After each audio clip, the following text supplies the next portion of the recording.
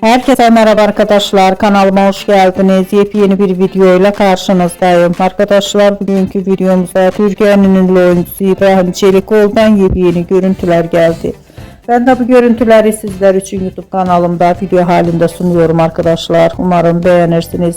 Videomu beğendiyseniz kanalımı izlemeyi ve bildirim butonuna basmayı unutmayın. Şimdilik benden bu kadar olsun. Yeni videomuzda görüşmek üzere. Hoşça kalın.